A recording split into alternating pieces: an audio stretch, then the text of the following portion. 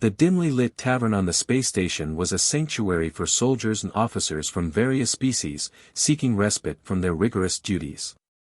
It was one of the rare places where individuals from different factions could be found together, eyeing each other with cautious respect.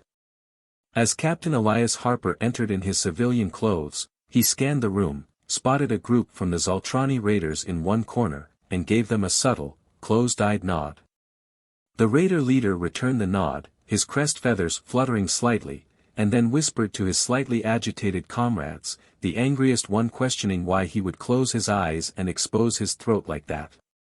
Harper's aide, Lieutenant Marsden, missed the quick exchange as he was brushing shipyard steel dust off his crisply ironed outfit that was not a uniform but might as well have been. "I still don't understand this order, sir. Are we really going to engage in the conflict for the sake of?" He glanced around and saw the core gang, their underlings glaring at them with typical simmering fury and distaste, the barbarians. The expenditure of ammunition and fusion lance crystals will be rather hard to justify back at logistics. Clearly, this had been on Marsden's mind lately, and it was exactly why Captain Harper had ordered the stand down to clear his head a bit. "That is correct, and it is my order. We are to engage the martial mercenary group known as Rachel's Lament at Planet Rise on the Moon's tidally locked side." "I still don't get the point, sir. The mercenaries are just doing the law." "Ha! If you think they are orderly and perfunctory law enforcers, their propaganda has fooled you more than I should feel comfortable with. They are cutthroats, plunderers, and killers for hire, privateers by another name. But the very same can be said for the Zaltrani," Marsden said, lowering his voice as he mentioned the others in the same room.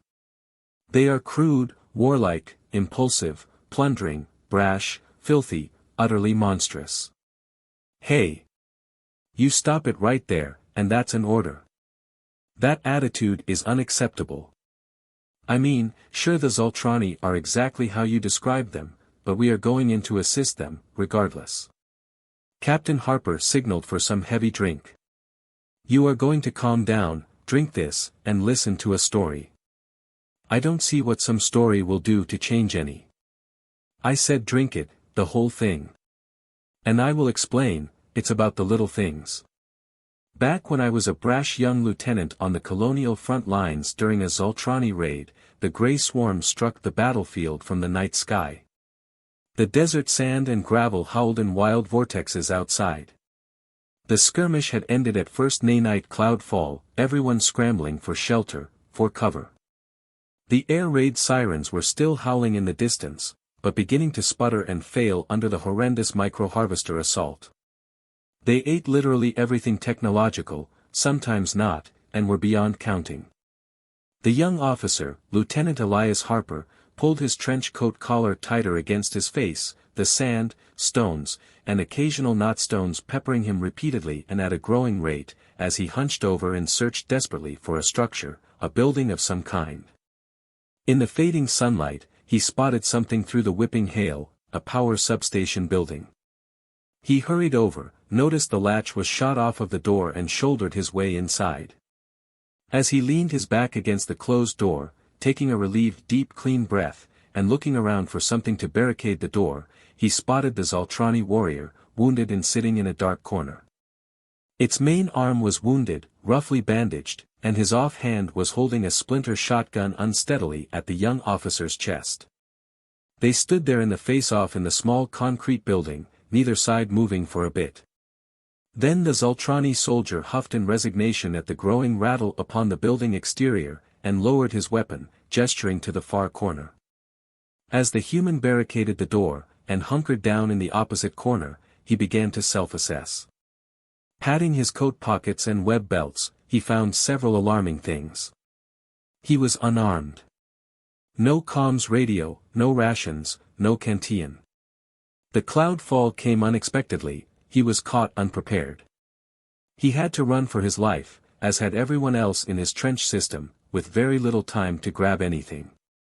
As he sat there in dismay with the useless contents of his pockets emptied out in front of him, he made a vow then and there, to always sleep with his gun and have a go bag prepared with the essentials, food, water, Radio.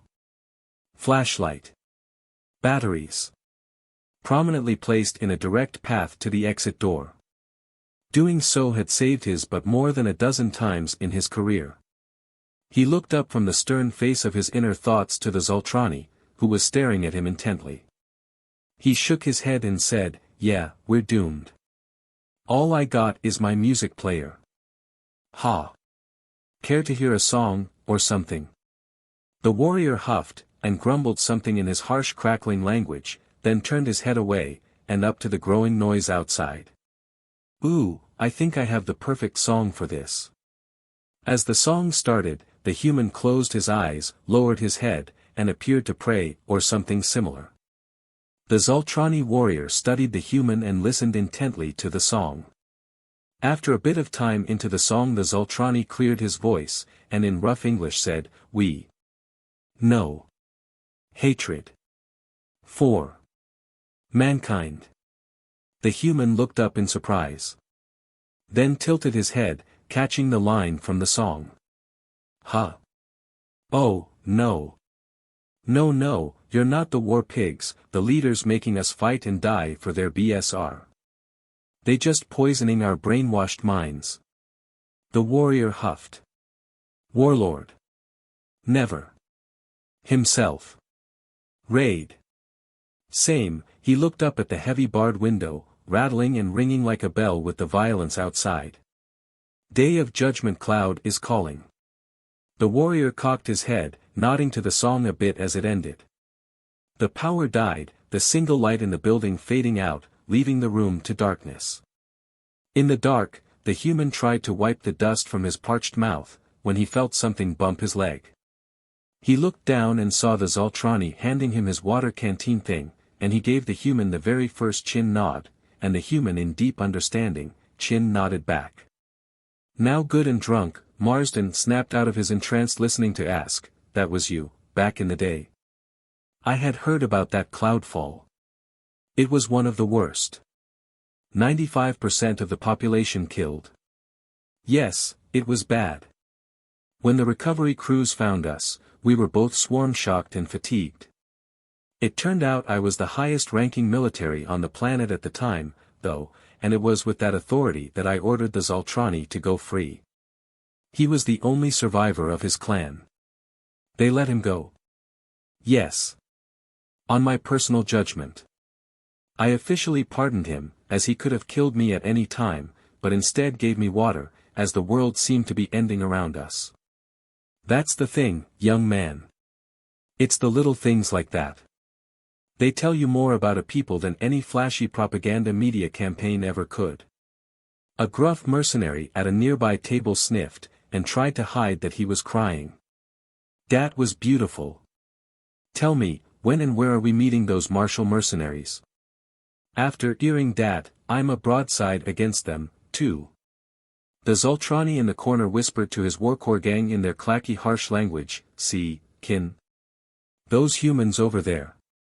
It's the little things like that what just happened. We will never forget. And always forgive. For we have shared water and song at the end times, and see the pure truth in each other." Captain Harper finished his story, looking earnestly at Marsden, whose eyes had softened, his earlier tension visibly eased. "See, Marsden, sometimes it's not about the grand gestures or the blatant power displays. It's about understanding and respect, even in the smallest of exchanges. That's why we're helping the Zoltrani. Not because they're perfect, but because we've seen their capacity for honor. And right now, they need us as much as we once needed them." Marsden nodded slowly, his mind wrestling with the complexities of interstellar ethics and alliances shaped in the least expected moments of vulnerability and shared survival. "All right, sir. I understand now. Thank you for sharing that.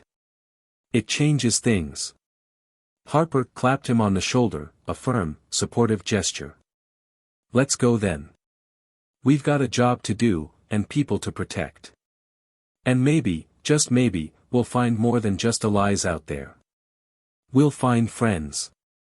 With a renewed sense of purpose and a deeper understanding of their mission, Captain Harper and Lieutenant Marsden left the tavern, stepping into the broader narrative of their interstellar duties, forever changed by the story of a storm, a song, and a simple act of sharing water.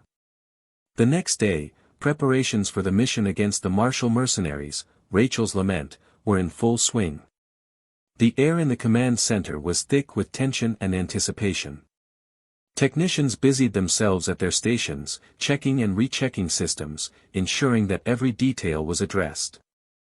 Harper and Marsden reviewed the strategic plans, surrounded by holographic displays of the tidally locked moon where they were to engage.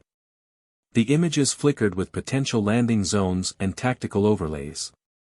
Remember, the objective isn't just to neutralize a threat, Harper explained to the assembled team, but to manage the situation in a way that prevents further loss of life and stabilizes the region.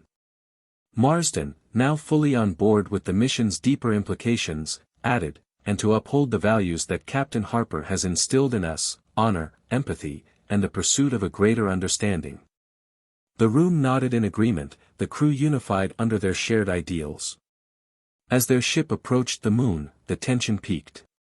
Everyone on board was silent, their thoughts focused on the impending confrontation. The ship descended through the moon's thin atmosphere, landing with a soft thud on the dusty surface. Harper and his team disembarked, weapons ready but held at a non-threatening angle. They moved towards the coordinates where the martial mercenaries were last seen. As they approached, the sound of mechanical whirring and voices carried over the wind. Suddenly, figures clad in mismatched armor appeared from behind a rock formation. The leader of the mercenaries, a tall woman with a weathered face and keen eyes, stepped forward. Her hand rested on her weapon, but her posture was curious rather than aggressive. "Captain Harper," she called out, her voice carrying a note of respect. "I was wondering when the famed peacemaker would come calling." Harper stopped a few meters away, his expression calm. "We're not here to fight, but to talk. We believe there's a way to resolve this without further violence." The mercenary leader, Rachel, considered this, her gaze flickering to her crew and back to Harper. "And why should we trust you?" she asked, skepticism woven through her words. "Because we've shared the same struggles, seen the same losses," Harper replied. "And because I believe, like you, in fighting for something better than endless conflict." There was a long pause, the silence stretching between the two groups like the cold of space itself. Then Rachel nodded slowly. "All right, Harper. We'll listen." What followed was a long discussion, where Harper and Marsden laid out their proposal for cooperation, not conquest. They talked about strategies for mutual gain and the rebuilding of trust among the spacefaring communities.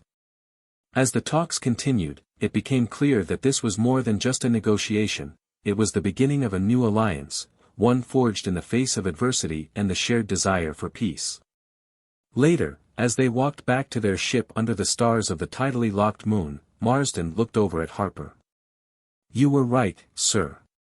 It's the little things, the gestures of trust, the willingness to listen. They really do shape the universe." Harper smiled, watching the moon's horizon. "Yes, Lieutenant. And sometimes, they redefine it."